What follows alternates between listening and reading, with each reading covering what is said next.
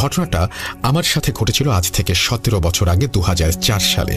আমি তখন ক্লাস 5-এ পড়ি। চাকরির সুবাদে ঘটনাটি স্টুডিওতে গিয়ে বলা সম্ভব হচ্ছে না।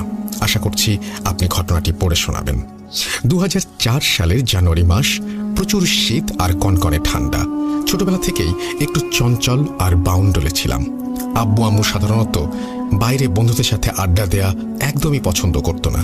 ঘটনার দিন বিকেলবেলা যখন আমি বাসা থেকে বের হই, তখন আম্মুকে বললাম প্রাইভেট শেষে এক বন্ধুর বোনের বিয়ে, আমাকে সেই অনুষ্ঠানে ইনভাইট করা হয়েছে, তাই আমার বাসায় আসতে রাত হবে। আসলে বিয়ে টিয়ে কিছু নয়, আমার বন্ধুরা মিলে সবাই প্ল্যান করেছিলাম প্রাইভেট শেষ করে সেই দিন রাত 9টা থেকে 12টা পর্যন্ত লালমনিরহাট উত্তরা সিনেমা হলে সিনেমা দেখব।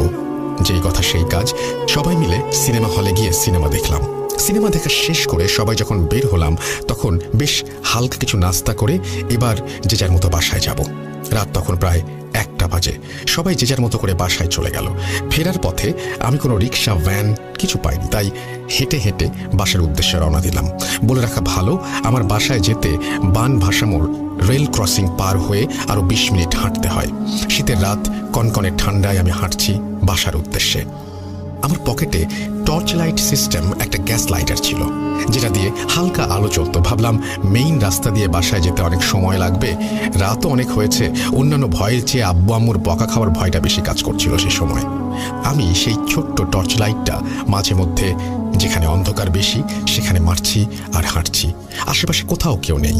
হাঁটতে হাঁটতে যখন আমি রেল ক্রসিংয়ের প্রায় কাছাকাছি, বর্তমানে সেখানে মশলা গবেষণা উপকেন্দ্র অফিস, তখন আমি খেয়াল করলাম আমার পেছন থেকে বিড়ালের আওয়াজ।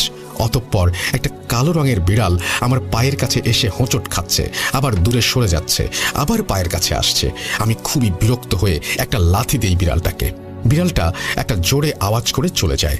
এরপর যখন আমি রেল লাইনের কাছে চলে আসি, তখন খেয়াল করলাম কিছু দূর সামনে থেকে একটা গোঙানির আওয়াজ আসছে। অনেকটা ব্যথায় কাতরালে মানুষ যেমনটা গোঙায়, ঠিক তেমন আওয়াজটা। আমি হাঁটা বন্ধ করে থেমে গেলাম। এতক্ষণ মাথায় কাজ করছিল না আমি কখন বাসায় ঢুকবো সেই টেনশনটা, কিন্তু রেল লাইন থেকে গোঙানির আওয়াজটা শোনার পর যখন আমি ওইখানে থামলাম, তখন কেন জানি একটা ভয় কাজ করতে লাগলো। সাথে সাথে মনে পড়তে লাগলো আম্মুর কাছ থেকে শোনা অনেক আগে একজন ট্রেনে কাটা পড়েছিল। কথাটা মনে পড়তেই ভয় লাগতে শুরু করলো। আওয়াজটা তখনও অনবরত হচ্ছিল। আমি ছোট্ট টর্চ লাইটার রেল লাইনে মারতেই দেখলাম রেল লাইনের মাঝ বরাবর মাথাবিহীন একটা নিথর দেহ পড়ে আছে, আর গোঙানির আওয়াজটা ওখান থেকেই আসছে। এটা দেখার পর আমি প্রচণ্ড ভয় পেয়ে দৌড়ে ওখান থেকে 30-40 গজ সামনে গিয়ে একটা কাঁটা রক্তাক্ত মাথা, দু চোখ বড় বড় করে দেখে আমার দিকেই তাকিয়ে আছে। আমি আরও ভয় পাই। প্রচণ্ড ঠান্ডার মাঝেও আমার কপাল বেয়ে ঘাম ঝরছে। আমি দোয়াদুরুদ পড়ার চেষ্টা করছি, অথচ ভয়ে কোনো কিছুই ঠিকভাবে করতে পারছি না। এবার একটু জোরে একটা দৌড় দিয়ে রেল লাইন পার হয়ে আমার বাসায় যাওয়ার কাঁচামাটির রাস্তাটিতে চলে আসলাম। সামনে গফুর গাড়িয়াল মামার বিশাল এক সুপারি বাগান। এবার আমাকে ওই সুপারির বাগানের মাঝ দিয়ে যে চিকন রাস্তা আছে, ওই রাস্তা দিয়ে 10 মিনিট হাঁটতে হবে। সামনে গেলেই বাসা। কোথাও কেউ নেই, একদম শুনশান নীরবতা। আমি বাগানের ভেতর দিয়ে ওই চিকন রাস্তা ধরে আবার হাঁটা শুরু করলাম। ছোট্ট লাইটারটা একটু পুরনো হওয়ায় ব্যাটারির চার্জটাও কমে গেছে। আমি আপছাল হয়ে ভয়ে ভয়ে হাঁটছি।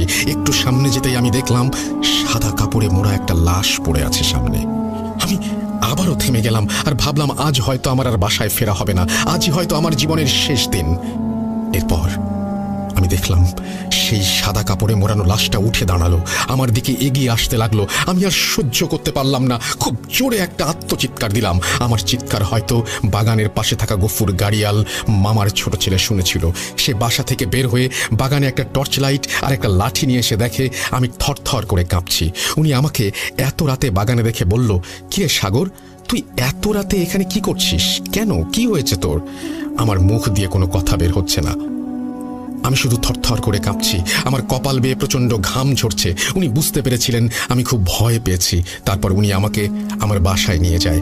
এরপর আমার আব্বুকে ডাক দিতেই আব্বু আম্মু দুজনেই ঘর থেকে বেরিয়ে আসে। এরপর আমাকে দেখে বলে, কিরে, তোর বন্ধুর বাসা থেকে ফিরতে এত দেরি হলো কেন? আমি আমার মুখ থেকে কোনো কথা বের করতে পারছিলাম না। দেখে গফুর চাচার ছেলে আব্বুকে বলল, ও হয়তো খুব ভয় পেয়েছে, আমাকে যেন আর কোনো কিছু জিজ্ঞেস না করা হয়। তারপর গফুর চাচার ছেলে বাসায় চলে যায়। অতঃপর আমি হাত মুখ ধুয়ে আমার রুমে এসে শুয়ে পড়ি। ঘড়ির কাঁটার দিকে খেয়াল করে দেখলাম প্রায় 3টা বেজে গিয়েছে। যখন আমি রুমের আলো নিভিয়ে বিছানায় শুয়ে পড়লাম। ভাবলাম কোলবালিশটা জড়িয়ে ধরে লেপ গায়ে মাথায় দিয়ে ঘুমোবো। কিন্তু এরপর যেটা আমার সাথে ঘটল সেটা ছিল ভয়ানক। আমি অনুভব করলাম কোলবালিশের নরম তুলোর আদলে মানুষের শরীর জড়িয়ে ধরেছি। তৎক্ষণাৎ বিছানার পাশে থাকা টর্চ লাইটটা জ্বালিয়ে দেখলাম সুপারি বাগানে পড়ে থাকা সাদা কাপড়ে মোড়ানো সেই লাশ আমার পাশেই শুয়ে আছে।